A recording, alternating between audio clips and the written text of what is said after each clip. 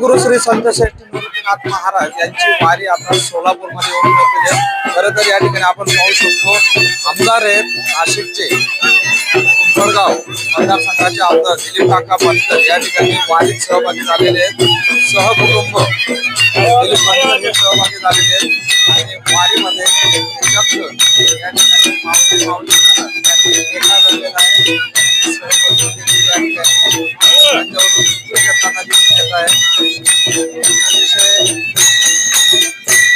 भक्तिमय वातावरणात आपण बघितलं खरं तर यांच्यामध्ये काका खरं तर वारकरी संप्रदाय म्हणून तुमची ओळख आहे। वारीत सहभागी झालेले पाऊस पडतोय, काय भावना आहे? पांडुरंगाच्या दर्शनाला दरवर्षी जात असतो।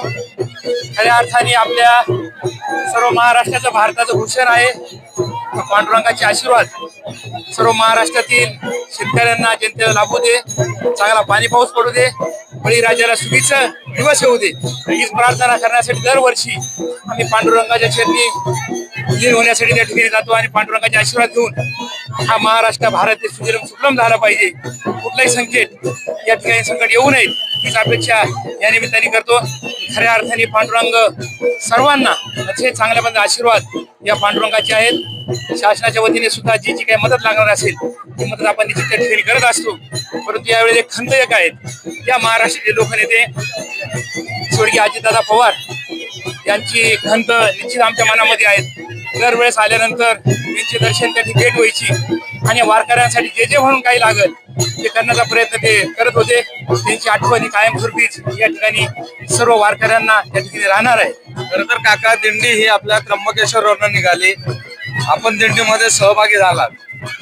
आता नाशिक जिल्ह्यातले अनेक राजकीय नेते जे काही बोटावर मोजले इतके नेते पोहोचले, बाकीचे पोहोचले नाही। माऊलींच्या दिंडीत सर्व राजकीय लोक तिकडे सहभागी होतात, त्याचा उत्साह वाढता, काय म्हणाल याच्यावर? खरं तर नाशिक जिल्ह्याच्या दृष्टिकोनातून निवृत्तीनाथ महाराजांची दिंडी आपल्या दृष्टिकोनातून भूषण आहे आणि निश्चित नाशिक जिल्ह्यातील जे वारकरी असतील किंवा सामाजिक कार्य करणारे असतील, राजकीय कार्य करणारे असतील त्यांनी या दिंडीमध्ये आलं पाहिजे। आमदार असतील, खासदार असतील, मंत्री असतील त्यांनी सुद्धा सहभाग नोंदवला पाहिजे। आम्ही तर 2 दिवस या ठिकाणी येतो, त्यानंतर माऊलींच्या दिंडीमध्ये जातो, तुकाराम महाराजांच्या दिंडीमध्ये त्या ठिकाणी जातो। सर्व वारकऱ्यांना भेटण्याचा योग गेल्या 25 वर्षापासून या ठिकाणी येतो आणि निश्चितच एक चांगले आशीर्वाद या माऊलीचे पांडुरंगाचे या सर्व जनतेवर राहावेत हीच अपेक्षा निमित्ताने व्यक्त करतो। आणि आमचं दैवत खऱ्या अर्थाने स्वर्गीय अजितदादा पवार या ठिकाणी नाही, हेच दुर्दैव सर्वांच्याच मनामध्ये आहेत।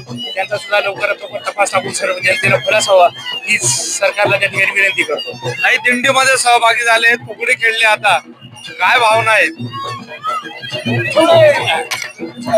खूप छान वाटतं, खूप आनंद होतो आणि आम्ही दरवर्षी 20 वर्षापासून दिंडीत पायी येतो। खूप म्हणजे खूपच सर्वात गरीबातला सर्वांचा देव आहे असं याला सर्वसामान्य राजकीय सर्व स्तरातील लोक या ठिकाणी येतात मोठ्या उत्साहाने। काका पंढरीला जाऊन तिथं पांडुरंगाचं दर्शन घेणार आहात, पांडुरंगाला काय नेमकं साकडं घालणार? नाही, पांडुरंगाचं दर्शन घेताना पांडुरंगाला एवढं साकडं घालील की या महाराष्ट्रातील जनता आहे, माझा बळीराजा आहे, हा सुखी समाधानी झाला पाहिजे। चांगला पाऊस या राज्यामध्ये पडला पाहिजे। सर्व माता भगिनी असतील, आमच्या बळीराजा असतील, तरुण मुलं मुली असतील किंवा वडीलधारी असतील त्यांना चांगल्या प्रकारचे निरोगी आयुष्य लाभावं हीच पांडुरंगाची चरणी आम्ही प्रार्थना त्या ठिकाणी करणार आहोत। आपण बघितलं असेल की हे होते नाशिकचे आमदार दिलीप काका पंत। एकूणच पांडुरंगाचं दर्शन घेतलं त्या ठिकाणी बळीराजा सुखावला गेला पाहिजे, महाराष्ट्रात पाऊस आला पाहिजे असं साकडं दिलीप पंत हे पांडुरंगाच्या चरणी करणार आहे। कॅमेरामन तुषार पाटील, करमाळा।